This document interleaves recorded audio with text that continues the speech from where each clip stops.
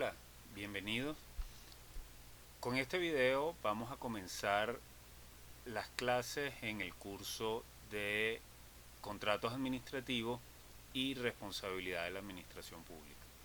Como ya lo habíamos dicho en la introducción del curso, vamos a comenzar por la noción del contrato administrativo. Ya ustedes tienen un material que esperamos que lean con detenimiento y que estudien, examinen y si pueden, está a su alcance en esta circunstancia, eh, accedan a algunas de las fuentes bibliográficas y jurisprudenciales que allí se mencionan. Pero bueno, voy a tratar de hacer una pequeña explicación e introducción a los temas que se tratan en este material que se les ha hecho llegar sobre el contrato administrativo. En esta materia lo primero que deben tener presente es por qué hablamos de contrato administrativo. El contrato administrativo es una noción muy singular, muy particular, y eso es lo que quisiera comenzar a destacar. Es decir, contrato administrativo no es todo contrato suscrito por la administración pública, ni por el Estado. Al menos así se nos ha explicado y se nos ha enseñado. Ya nos tocará un poco más adelante criticar y poner en tela de juicio esta noción, estos conceptos, pero vamos por ahora a asumirlos tal y cual se nos ha explicado durante mucho tiempo.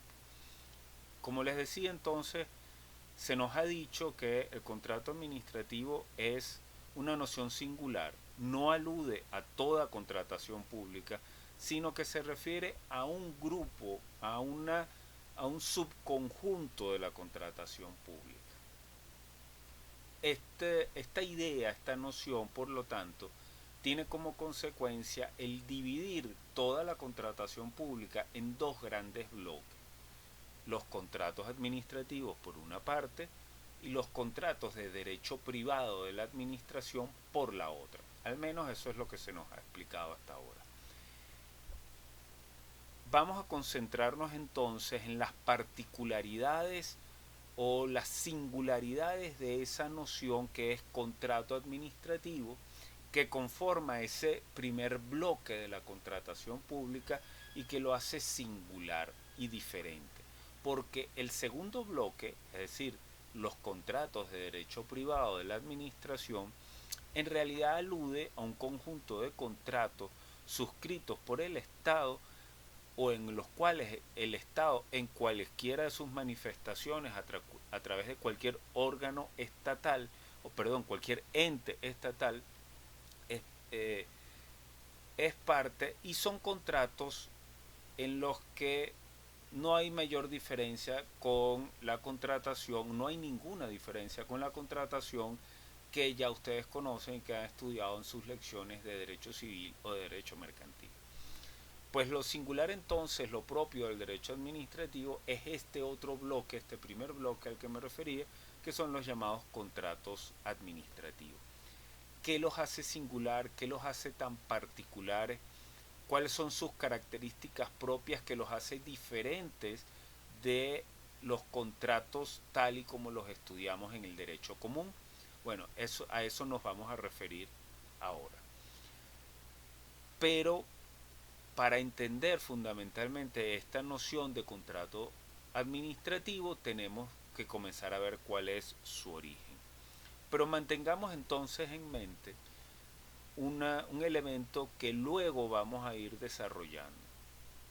El hecho de que el contrato administrativo, se nos ha dicho, se nos ha explicado, es un contrato caracterizado por algo muy concreto. Esto es, que se trata de un contrato que tiene un régimen jurídico especial.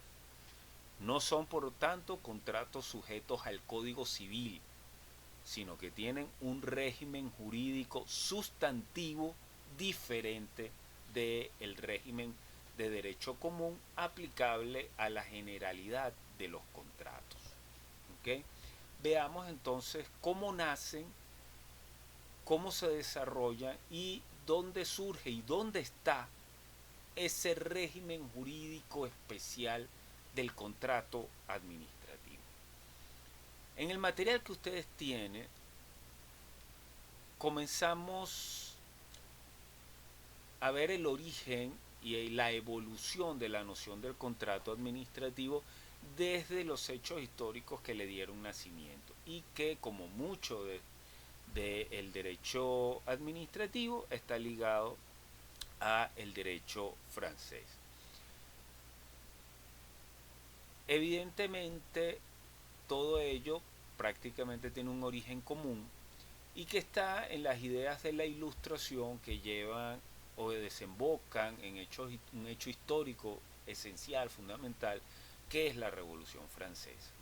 No entro ahorita en todos los detalles de las ideas de la Ilustración que alimentan la Revolución Francesa, pero evidentemente la Revolución Francesa vino a trastocar el modelo del Estado y entre las transformaciones fundamentales que trajo fue evidentemente sustituir el antiguo régimen y la creación de un régimen republicano.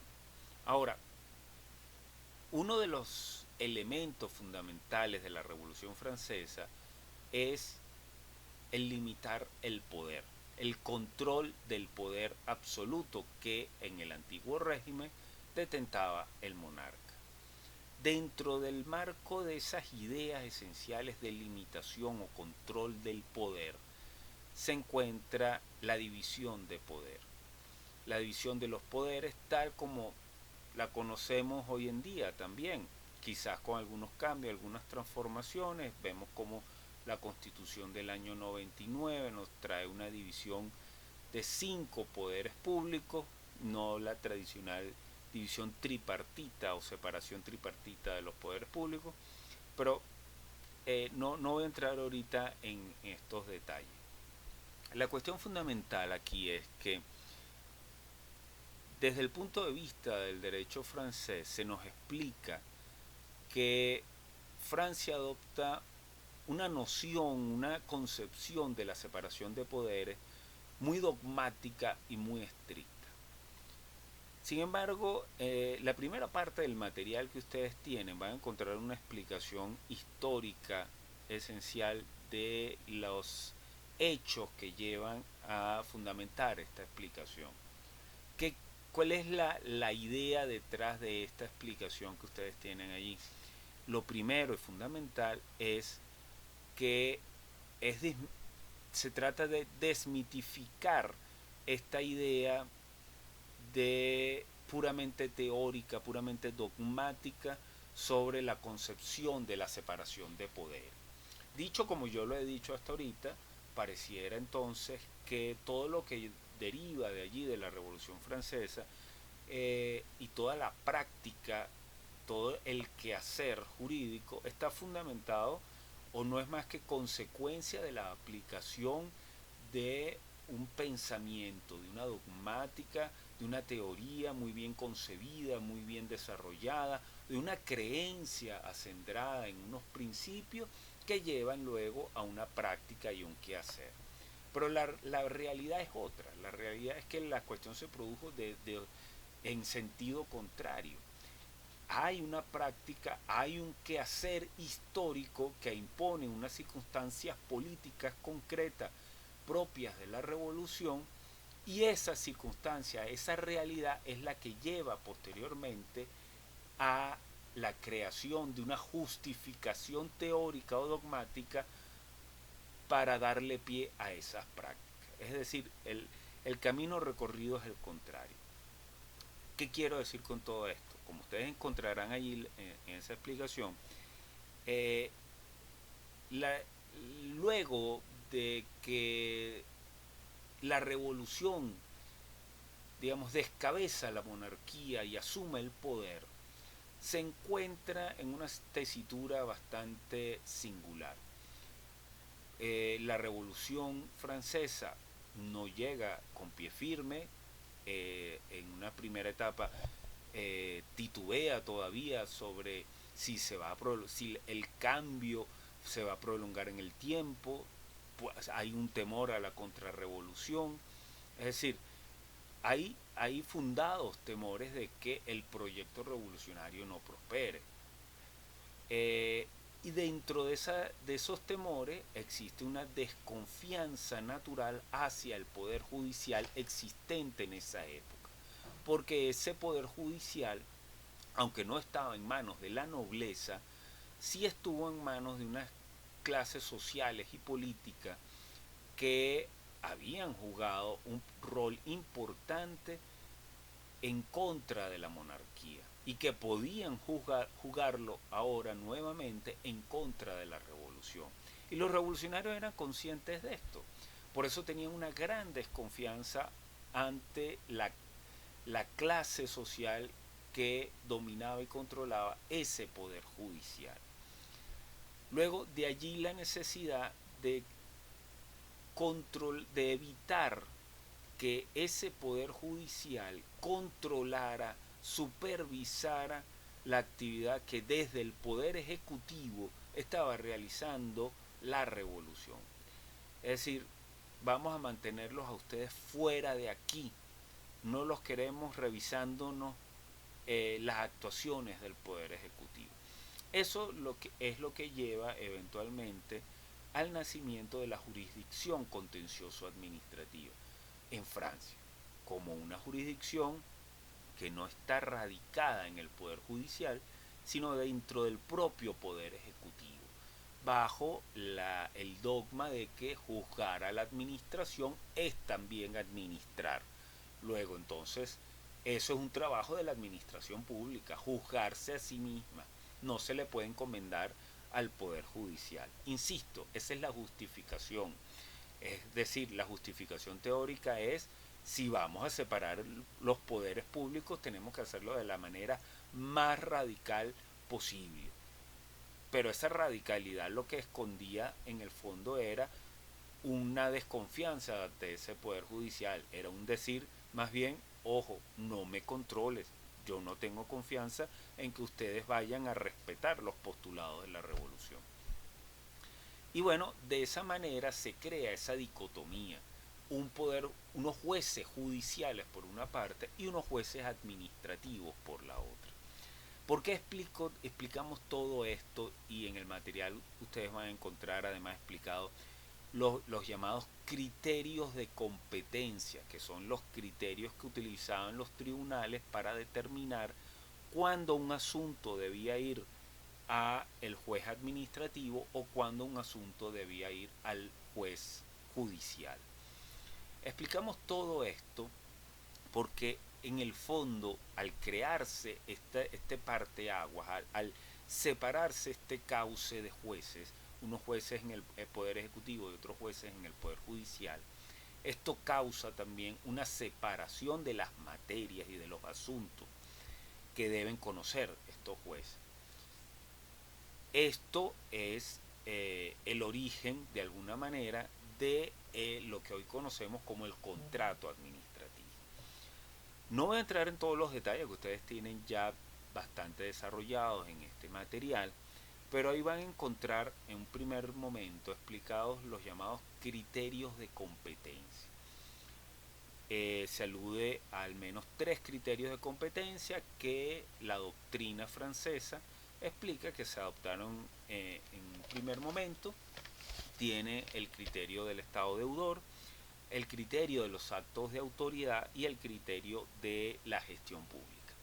Son básicamente criterios empleados por los jueces, como decía, para determinar cuándo una causa puede ir al Poder Judicial o cuándo una causa debe ir al juez administrativo. ¿Okay? En toda esta explicación nos tenemos que preguntar entonces, ¿y qué pasa con los contratos? Porque claro, aquí había muchas materias disímiles que eran juzgadas en los tribunales, pero nuestro interés está en los contratos. ¿Qué pasa con la contratación pública en este primer momento? El tema fundamental aquí es que En un primer momento podría haberse pensado, algunos autores así lo explican, que todo contrato es un acto de gestión, porque no es en realidad un acto, o no se le veía como un acto de autoridad. La administración no actúa en ejercicio de un poder de autoridad imponiendo su voluntad a un particular, sino que actúa con él en igualdad suscribiendo un convenio, un contrato. Eh, Sin embargo, esto no fue así. No todo, si esto hubiese sido el pensamiento, todo contrato o todo pleito, toda controversia derivada de un contrato habría tenido que dilucidarse ante el juez judicial, porque los actos de gestión iban al juez judicial. Pero ya la jurisprudencia y la doctrina nos explican cómo algunos contratos se litigaban en el juez administrativo, en el propio poder ejecutivo. ¿Por qué sucedió esto? ¿Por qué unos contratos fueron dejados en manos del juez administrativo y no se le entregaron al juez judicial? ¿Por qué no se dejó que el poder judicial juzgara esos contratos? Nuevamente aquí la razón política es la que se impone. Sencillamente por razones políticas, por razones meramente políticas. Lo delicado, lo controversial, la trascendencia que estos contratos podrían haber tenido para el futuro de la revolución, impedía que eso fuese al Poder Judicial por la desconfianza que se tenía en el Poder Judicial. Y se decía, no, esto lo reservamos y los vamos a juzgar aquí mismo, en la propia administración pública, y no se lo vamos a entregar al juez judicial. Dentro de el esquema entonces de los hitos fundamentales de la evolución del contrato administrativo, tenemos entonces un primer momento. ¿Okay? Vemos así como empieza a nacer esta dicotomía, esta separación, que es el origen en definitiva del contrato administrativo. Les voy a presentar un pequeño gráfico en el cual trato de mostrar los hitos importantes que vamos a estar viendo sobre la evolución del contrato administrativo en esta primera fase en Francia, y luego lo vamos a ver en otro video en Venezuela. Pero esta primera fase está caracterizada por esto, por una razón, por la primacía quizás de la razón política.